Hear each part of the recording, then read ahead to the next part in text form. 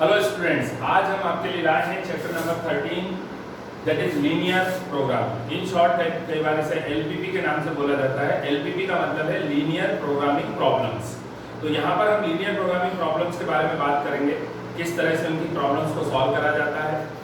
Exam के point of view से यदि बोले तो ये टॉपिक भले ही छोटा है, करीब 4 मार्क्स इसका वेटेज है, पर इसका श्योरली एक क्वेश्चन जरूर आता है। या तो वर्ड प्रॉब्लम फॉर्म में आ सकता है या फिर डायरेक्ट क्वेश्चन आपको दिया जा सकता है। इस क्वेश्चन को सॉल्व करने के लिए आपको प्रीवियस क्लास के स्किल काम में आएंगे। यदि आपको ध्यान हो तो लास्ट ईयर आपने इनइक्वालिटी पढ़ा था। इनइक्वालिटी में आपने इनइक्वेशंस बनाई थी और उनके ग्राफ्स प्लॉट करे थे। उसी स्किल को आपको यहाँ पर यूज करके और एक प्रोग्रामिंग इसमें बनाई जाएगी, प्रोग्रामिंग डेवलप करी जाएगी और उसे आपको सॉल्व करना होगा। यदि हम यहाँ प्रोग्रामिंग की बात करें तो प्रोग्रामिंग का मतलब यहाँ पर किस चीज से है। कई बार क्या होता है कि किसी कंडीशन से एसोसिएटेड कई सारी डिफरेंट सिचुएशंस होती हैं, डिफरेंट लिमिटेशंस होती हैं। उन लिमिटेशंस को मैथमेटिकली हम इनइक्वेशंस में कन्वर्ट कर सकते हैं और उस इनइक्वेशंस को सॉल्व करके ऑन द ग्राफ हम फाइंड कर सकते हैं किसी भी चीज के लिए उसकी मैक्सिमम कंडीशन क्या होगी या फिर मिनिमम कंडीशन क्या होगी। तो इन चीजों के बारे में हम बात करते हैं। तो आइए चलते हैं, कुछ क्वेश्चंस की हेल्प से ही डायरेक्टली मैं समझाऊंगा। चैप्टर बहुत आसान है, स्कोरिंग है, छोटा है। यदि आप पूरा चैप्टर सॉल्व करना चाहते हैं तो hardly it will take 2 to 3 hour, 2 से 3 आवर में चैप्टर आपके लिए कंप्लीट हो जाता है। हर क्वेश्चन आप सॉल्व कर सकते हैं और जब भी आप इसको रिवाइज करेंगे तो hardly it will take half an hour, आधे घंटे में आप इस चैप्टर को रिवाइज कर सकते हैं और श्योरली 4 मार्क्स की आपकी गारंटी। तो इस तरह से आप आगे चलेंगे और ये क्वेश्चंस देखेंगे। तो सबसे पहले मैं एक डायरेक्ट क्वेश्चन बता रहा हूँ, फिर हम कुछ वर्ड प्रॉब्लम डिस्कस करेंगे। मेनली एग्जाम में वर्ड प्रॉब्लम ही पूछी जाती है, पर ये बेसिक है, ये आपको आना चाहिए। यहाँ देखें, आप एक डायरेक्ट प्रॉब्लम आपके सामने लिखी हुई है। इस प्रॉब्लम को इस तरह से दिया जाता है। एक ऑब्जेक्टिव इक्वेशन होती है that is z equal to 3x plus 9y और एक सेट ऑफ इनइक्वेशंस होता है। जैसे यहाँ पर आप देख रहे हैं सेट ऑफ इनइक्वेशन 1 2 3 4 5 इनइक्वेशंस यहाँ पर दी हुई है। इन सबको मिलाकर हमें सॉल्व करना होता है ग्राफ पर। वो कैसे करेंगे वो एक एक करके डिस्कस करते हैं। ऑब्जेक्टिव इक्वेशन हमारा ऑब्जेक्टिव बताती है कि हमें प्रॉब्लम को या तो मैक्सिमाइज करना है या फिर मिनिमाइज। जैसे इन पर्टिकुलर यहाँ पर जो आपके सामने लिखा हुआ है, इसमें हमें प्रॉब्लम को क्या करना है, मिनिमाइज करना है।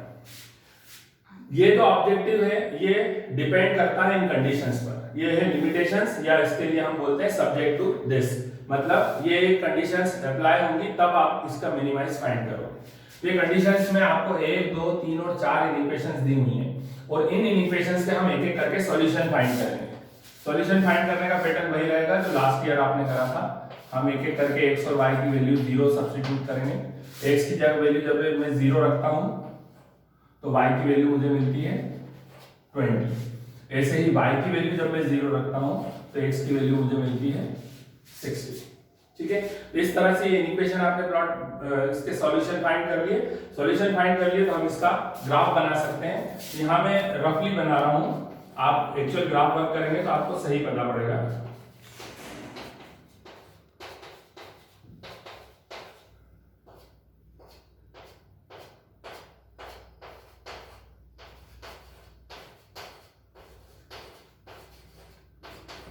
जैसे पहले के लिए आप पॉइंट प्लॉट करेंगे 0,20, तो ये 0,20 ये प्लॉट पॉइंट हो गया और 60,0 ये पॉइंट हो गया। इसके लिए आप एक लाइन ड्रॉ कर सकते हैं। आप ग्राफ पे करेंगे स्केल का यूज करके तो और सिस्टमैटिकली होगा। लेस आर इक्वल टू है तो इसका सॉल्यूशन रीजन कहां होगा, ऑब्वियसली नीचे की ओर होगा इसका सॉल्यूशन रीजन। ये पूरा 11th क्लास का स्केल है। यदि आपको नहीं आता है ये सब करना तो 11th क्लास के चैप्टर पे जाकर पहले आप इन इक्वेशंस के ग्राफ्स अच्छे से सीख लें, फिर ये काम आपके लिए आसान है। दूसरी इक्वेशन है, इसके भी सॉल्यूशन ढूंढ लेते हैं। इसमें भी मैं x की जगह 0 एक बार और एक बार y की जगह 0 लूंगा। x 0 तो y 10 आ गया और ऐसे ही y 0 लिया तो x भी 10 आ गया। इसको यदि हम प्लॉट करेंगे तो इसकी प्लॉटिंग 0,10 एंड 10,0 इस तरह से हो जाएगी। ये प्लॉटिंग हो गई। ठीक, फिर तीसरी इक्वेशन है x less or equal to y। Coordinate geometry में आपने सीखा है कि जब भी इस फॉर्म में इक्वेशन होती है x इक्वल टू y तो लाइन जो है वो ओरिजिन से पास होती हुई आती है। इसका ग्राफ प्लॉट आप चाहें तो 0 0 और एक 1,1 आप इस तरह से ले सकते हैं। तो इस तरह से, और x ग्रेटर और इक्वल टू 0, y ग्रेटर और इक्वल टू 0 का मतलब होता है positive side of x and positive side of y। तो positive side of x axis इधर है और पॉजिटिव ऑफ y ऊपर की ओर है। तो इस तरह से आप देखेंगे कि जो आपने सारी इन इक्वेशंस के जो लाइंस ड्रॉ करी, उन सारी लाइंस से एक क्लोज्ड फीजिबल रीजन बन रहा है। इसका सॉल्यूशन ऊपर की ओर है, इसका सॉल्यूशन भी ऊपर की ओर। तो इस तरह से यहां पर जो ये रीजन बना, this region is known as feasible region. Feasible region feasible region आपको एक पॉलीगॉन के शेप में मिलता है। आप देख सकते हैं यहां पर एक पॉलीगॉन है, आप चाहो तो इसको नाम दे दो ए बी सी डी। ठीक है, अब आपको क्या करना है, इन पॉलीगॉन्स के जो कॉर्नर्स हैं उन कॉर्नर्स के कोऑर्डिनेट्स आपको नोट करना है। जैसे आप देख सकते हैं कि पॉइंट बी के कोऑर्डिनेट है 0,20, पॉइंट ए के कोऑर्डिनेट है 0,10। तो मैंने लिख लिया यहाँ 0,10 और एक 0,20। अब मेरे पास बचे 2 पॉइंट और सी और डी। तो जब मुझे सी फाइंड करना है, तो सी फाइंड करने के लिए मुझे ये वाली और ये वाली इक्वेशन आपस में सॉल्व करना होगी। जैसे हम नॉर्मली इक्वेशन सॉल्व करते हैं 2 वेरिएबल, वो सॉल्व कर लीजिए। इसी तरह से ये वाली और ये वाली सॉल्व करके आपको पॉइंट डी मिल जाएगा। यहाँ पे डायरेक्ट आपको बता रहा हूँ, सॉल्यूशन इसका दे रहा है 15,15 और यहाँ दे रहा है 5,5। या ग्राफ क्योंकि मैं रफली बनाया है तो थोड़ा बहुत ऊपर नीचे हो सकता है, आप एग्जैक्टली ग्राफ वर्क करेंगे तो सब चीजें सही आएंगी। तो बाकी के 2 पॉइंट और आए 5,5 एंड 15,15। आप चाहे तो यहाँ पॉइंट भी मेंशन कर सकते हैं, जैसे पॉइंट ए है, ये बी है, ये सी है और ये डी है। तो ये x और y की वैल्यूज आ गई। ये वो पॉसिबल वैल्यूज हैं जहां पर आपको प्रॉब्लम या तो आपकी मैक्सिमाइज होगी या मिनिमाइज। तो हम क्या करते हैं, ये x और y की वैल्यू उठाकर एक एक करके ऑब्जेक्टिव इक्वेशन में सब्स्टिट्यूट करते हैं। जब आप ऑब्जेक्टिव इक्वेशन में सब्स्टिट्यूट कर रहे हैं तो सबसे छोटा आंसर आपको मिल रहा है 60, मतलब प्रॉब्लम यहां पर मिनिमाइज हो गई। तो आप कह सकते हैं इसका जो फाइनल आंसर होगा, दिस LPP मतलब linear programming problem is minimized at 5,5। ये आपका फाइनल आंसर है। इतना पूरा बात करने का आपको 4 मार्क मिलते हैं, बहुत आसान है, इसे आप प्रैक्टिस करें। फर्स्ट एक्सरसाइज में आपको इसी तरह के काफी सारे क्वेश्चंस मिलेंगे जो आपको सॉल्व करने हैं। अभी हम एक वर्ड प्रॉब्लम सॉल्व करेंगे। तो यहाँ पे एनसीईआरटी एक्सरसाइज 12.2 क्वेश्चन नंबर 2 मैं आपके लिए रीड कर रहा हूँ, आप ध्यान से देखें, आप अपनी बुक में देख सकते हैं। इसमें वर्ड प्रॉब्लम बहुत इंपॉर्टेंट है क्योंकि इसकी वर्ड प्रॉब्लम बहुत बड़े साइज की होती है, इसलिए मैं बोर्ड पे लिख भी नहीं रहा हूँ, सिर्फ मैं रीड आउट कर रहा हूँ। तो वर्ड प्रॉब्लम को बहुत ध्यान से पढ़ना है क्योंकि उसी का इंटरप्रिटेशन यदि आपने ठीक से कर लिया तो आप क्वेश्चन सॉल्व कर पाएंगे, अदरवाइज आपको हमेशा दिक्कत आएगी।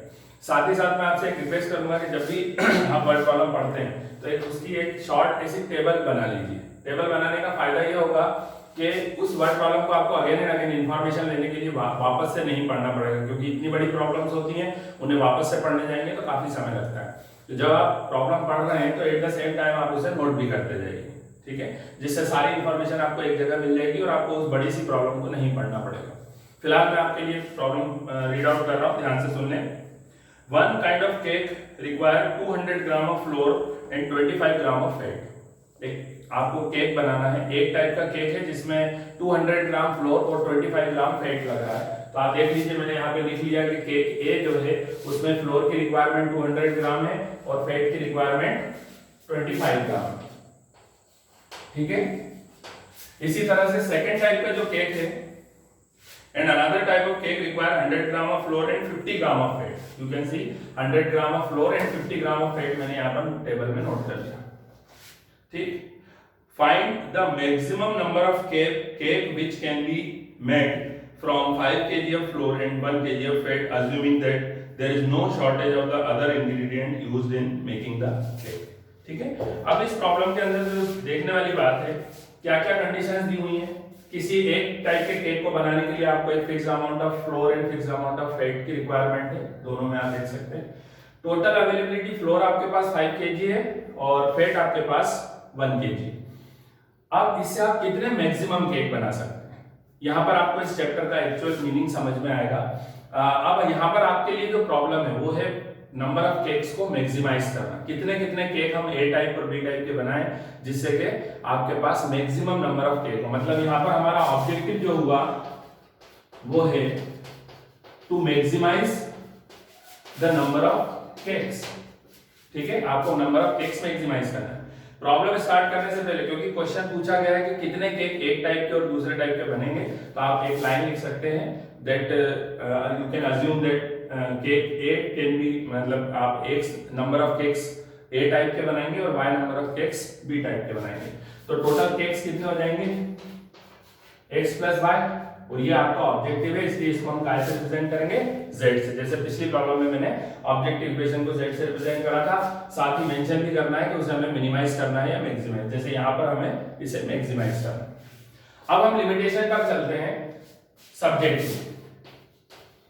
यहाँ इक्वेशन हम खुद बना रहे हैं, सब्जेक्टिव मतलब हमारी लिमिटेशन क्या है? हमारी लिमिटेशन है कि हमारे पास 5 kg फ्लोर है, मतलब इतने ही आटे को हमको यूज करना है। तो हमारा टोटल आटा कितना यूज में आ रहा है? x केक बनाने में 200 ग्राम, मतलब 200x फ्लोर यहाँ लग जाएगा, और 100 y टाइप का y केक बनाने में लग जाएगा। अच्छा, ये टोटल फ्लोर हो कितना सकता है? ज्यादा से ज्यादा 5 kg।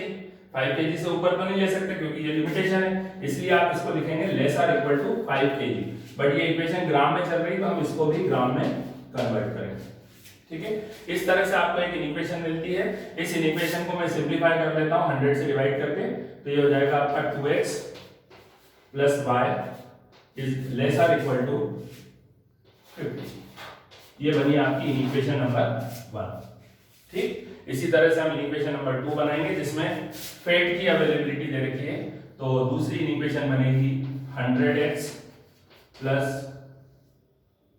25x प्लस 50y, और इसकी लिमिटेशन है कि ये 1 kg। ठीक है, तो लेस आर इक्वल टू 1000, और इसे जब आप सिंपलीफाई कर लेते हैं तो ये बन जाता है x plus 2y is less or equal to 20। इसे हमने 25 से डिवाइड कर लिया, ये सेकंड इक्वेशन बनी।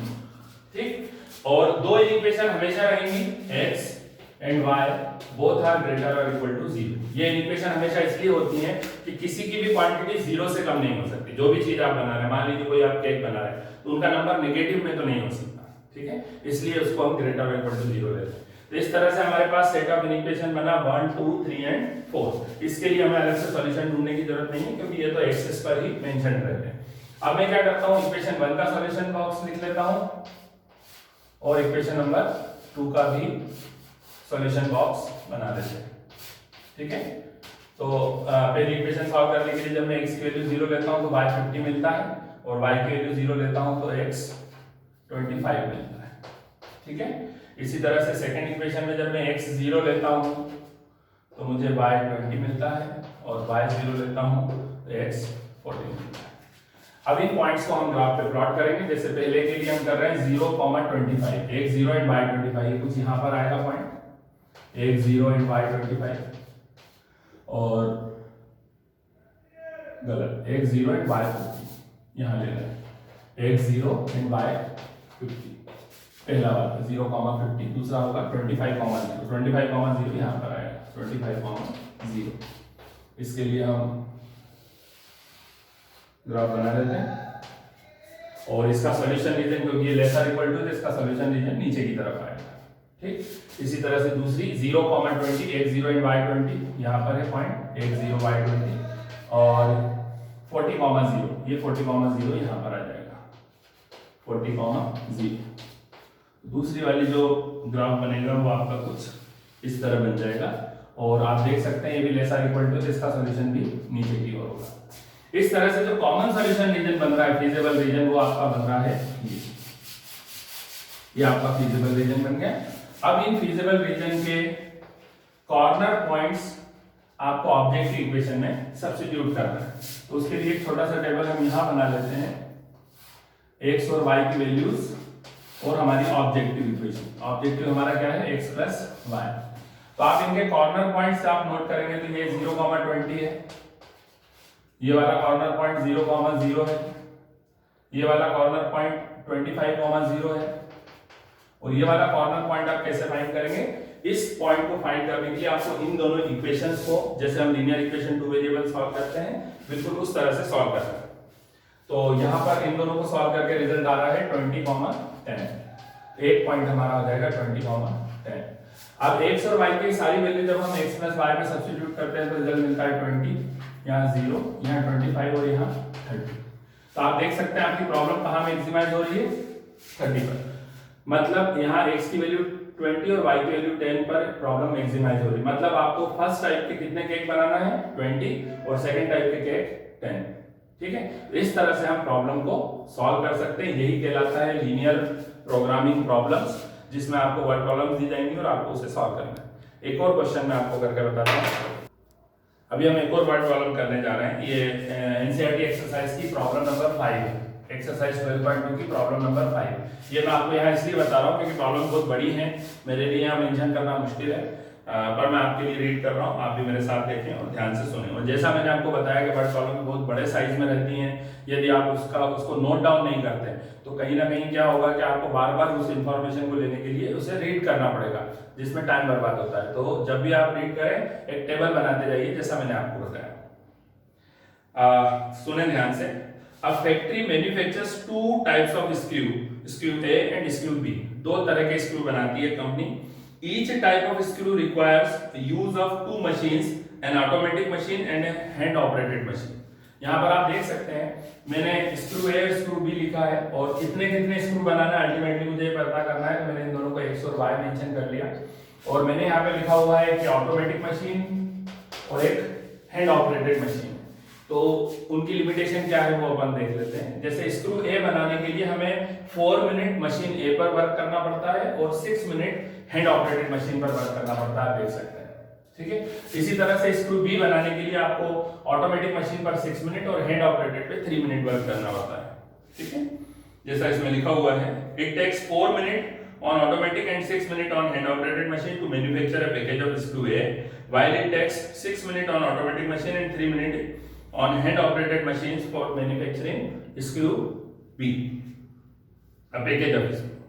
ठीक है, each machine is available for 4 hours। ये जो मशीन है वो टोटल कितने घंटे के लिए अवेलेबल है, 4 आवर के लिए अवेलेबल है। इसे मिनट में कन्वर्ट करेंगे तो 240 मिनट के लिए अवेलेबल है।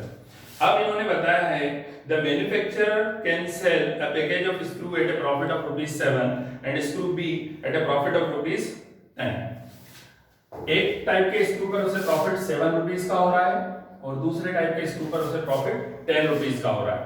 तो हमें ये पता करना है कि कितने स्क्रू हम ए टाइप और बी टाइप के पैकेज बनाएं जिससे हमारा प्रॉफिट जो है वो मैक्सिमम रहे। लिमिटेशन हमारे पास यहाँ टाइम की है, टाइम हमारे पास लिमिटेड है, 4 आवर मशीन अवेलेबल है, तो उसी में हमको उसे यूज करना है। तो आप यहाँ देख सकते हैं मैंने सारी इंफॉर्मेशन आपके सामने लिखी हुई है। अब इसका हमारा ऑब्जेक्टिव क्या है, हमें प्रॉफिट को मैक्सिमाइज करना है, और हमारा प्रॉफिट क्या होगा, z that is 7x + 10y। क्यों लिखा मैंने 7x + 10y, क्योंकि x टाइप के स्क्रू पे प्रॉफिट 7 रुपीस का होता है और y टाइप के स्क्रू पे प्रॉफिट 10 रुपीस का होता है। तो 7x + 10y is the objective equation which subject to मतलब इन पर डिपेंड करती है, ये इसकी लिमिटेशन है। लिमिटेशन हमारी मेनली टाइम की है। तो अपन देख सकते हैं ऑटोमेटिक मशीन के लिए जब हम लिमिटेशन लिखते हैं तो automatic machine 4 minute for x package, तो टोटल यूज कितना आ जाएगा 4x, और इसी तरह से 6y। It should be less और इक्वल टू 240 मिनट्स। ठीक है, इसको 240 से कम होना चाहिए, मतलब हमारे पास मैक्सिमम टाइम 240 है तो उससे कम ही होगा। ये आपकी पहली इक्वेशन बनी।